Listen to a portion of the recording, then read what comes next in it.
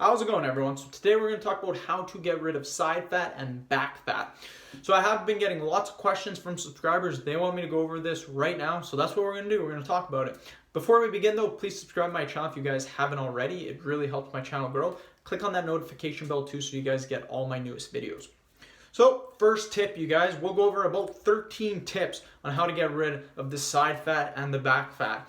So the first tip, you guys, is going to be you can't spot reduce fat. So what that means, if you're really trying to get rid of that side fat, like those love handles, trying to get rid of that back fat, that chest fat, any type of fat, your face fat, you cannot perform an exercise over and over and over again and think that that fat will just completely diminish that area and the fat on the rest of your body will be the same. That's called spot fat reducing. You cannot spot fat reduce. It's not possible. What you do is you lose weight, and as you lose weight, your body, depending on your genetics, will take fat from different parts of your body. And again, how it removes the fat first is all dependent on your genetics. Some people, when they lose weight, the first fat that goes is their chest and their abs. For me, that's the last fat that goes. First fat that goes for me, my back fat, my butt, my hamstrings, my calves, all that goes first, and then my chest and my abs are a little bit later on when I'm reducing fat. So just keep that in mind. Also, wouldn't it be a little bit funny if someone was like 300 pounds overweight, a little bit obese, and all they did was bench presses and they just had this massively jacked chest, but all their other part of their body was fat? You never see that happen because it's not possible, you guys.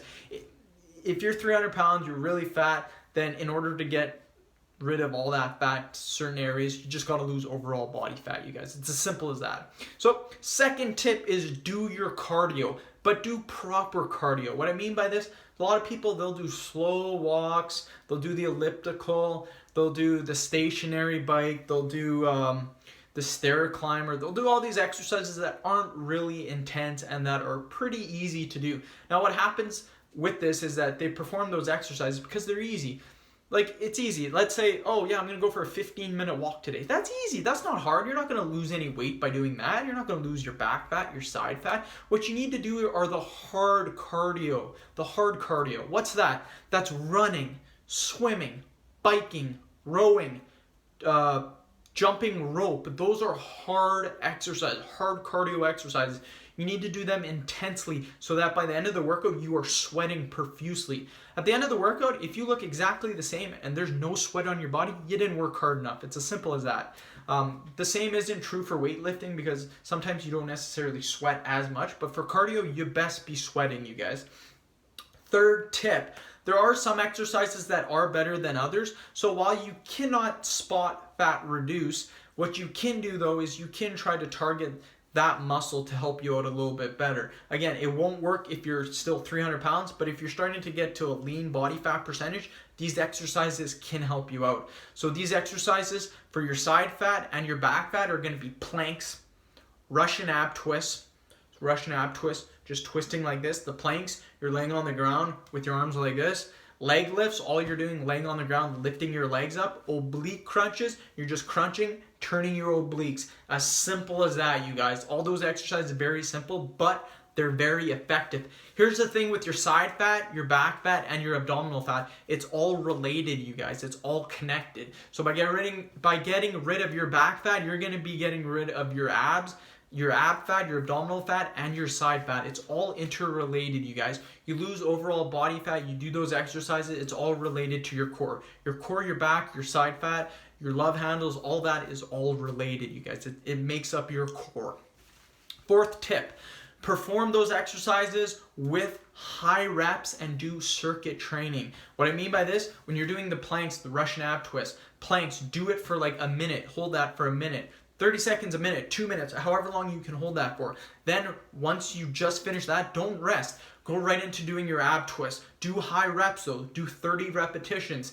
After that, do your leg lifts. Do 30 repetitions. Do your oblique crunches. 30 repetitions.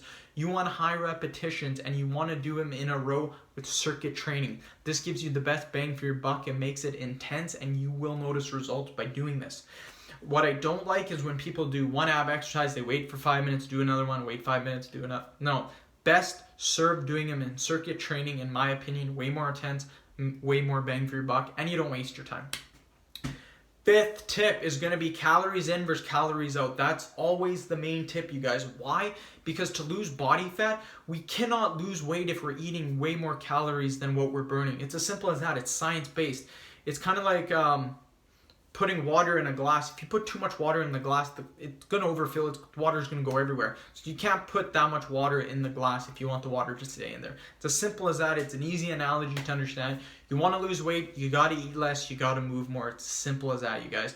Tracking your calories isn't 100% mandatory. You don't have to do it, but I recommend doing it. It just makes your life a little bit easier. But you can still lose weight by just eating healthier overall. You don't need to track your calories every single gram. So, sixth tip is start slow with your diet and your exercise regimen. What people do is they instantly go into a diet by changing everything in their diet. If they're eating completely healthy, they'll 100% change everything to healthy food. Now what this does to your body is it completely shocks it. And your body's like, whoa, what's he doing? Why is he giving me all these veggies and all this fiber and all this?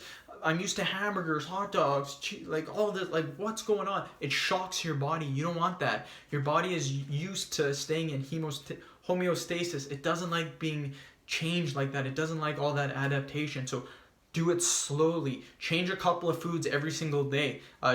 Take a week to get into your diet. Don't do it right away in 2 hours or 3 hours. Don't switch everything all up like that.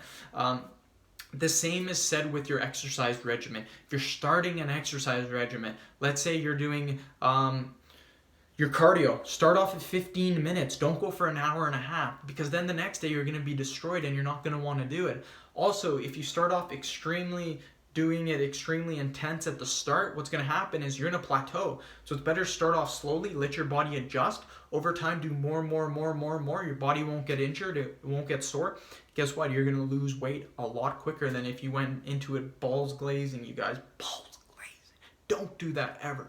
Okay.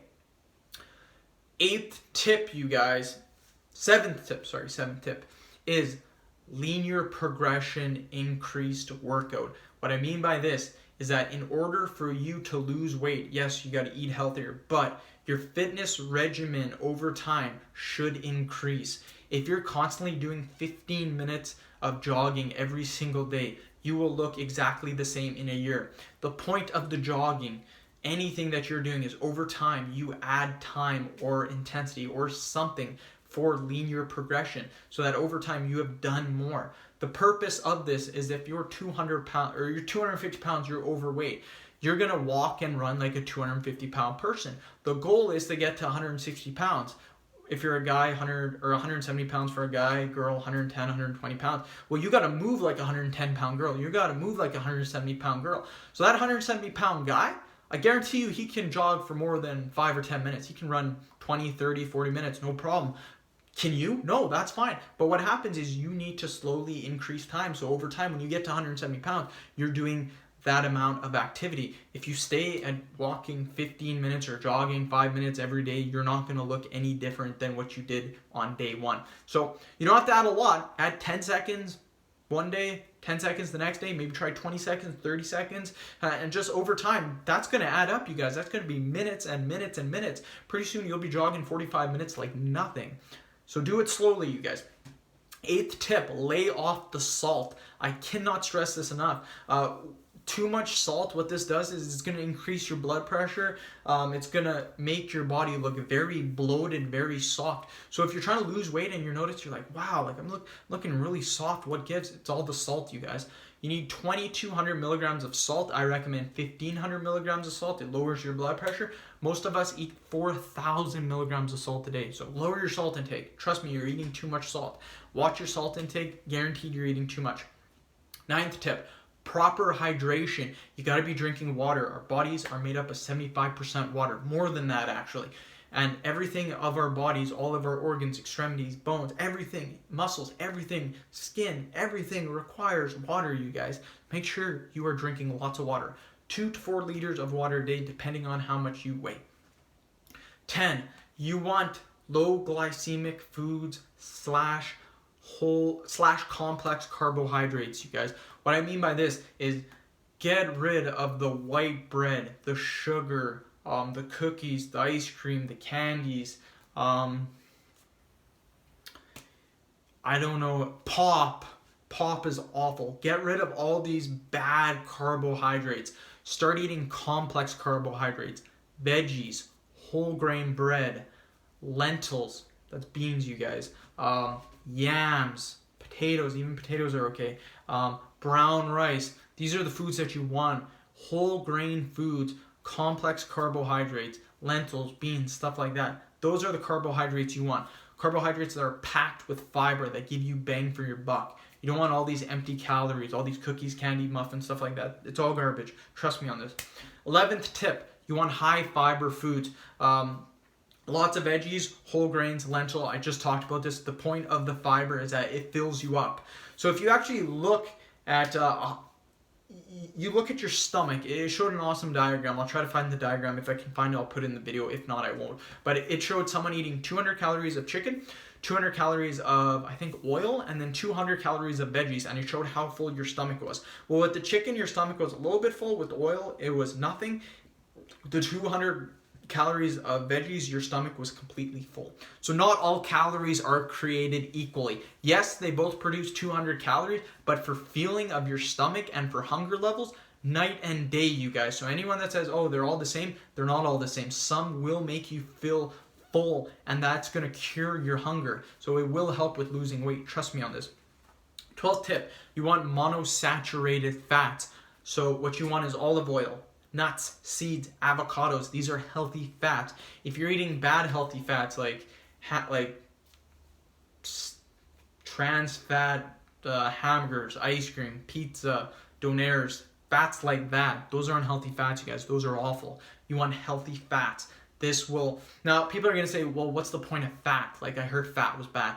Fat is extremely good. What it does is it slows your digestion down. So if you have chicken, rice, and an avocado, that avocado is going to make sure that chicken and that rice lasts in your body for a very long time. It's going to slow your digestion so that you're going to feel hungry, or you're going to feel not as hungry as if you didn't eat the avocado. So, I mean, it's one of the most important things, fat, for a weight loss. What a lot of people do when they try to lose weight, they're like, oh, fat's bad, I'm not going to eat fat. They completely crash. It also controls your hormone levels as well. So you need fat, you guys.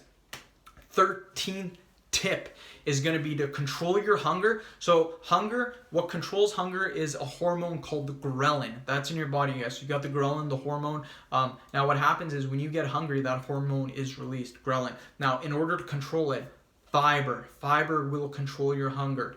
Veggies, the fat will slow down your digestion. Water will transport all the nutrients to your blood cells. Your nutrients, your vitamins, your minerals, all of those foods will help. So the biggest thing that I notice for people when they're trying to lose weight is they do good for a certain period of time and they completely crash. Why? It's because of the hunger. Hands down, every single time people crash, it's why. Oh, I was feeling hungry, I binged, ate, I cheated, I was done. Why did you do that? You're not eating your fiber, your veggies, your fat, your water, your nutrients, your minerals. All of these are interrelated. You get your fiber in, you're going to be feeling extremely full. Then what happens is you eat the fat's going to slow the digestion, so your stomach feels full for a longer period of time. The water's going to transport all the nutrients, minerals, vitamins that you ate all throughout your red blood cells, all throughout your body. It's going to be amazing. So, this video is long enough, you guys. I gave you a lot of tips. This will help you guys out. Please subscribe to my channel if you guys haven't already. Like the video, share it. Again, if you're interested in online personal training, send me an email. My email is in the description box. Send me an email and we can talk some more details. Thanks, guys. I appreciate it.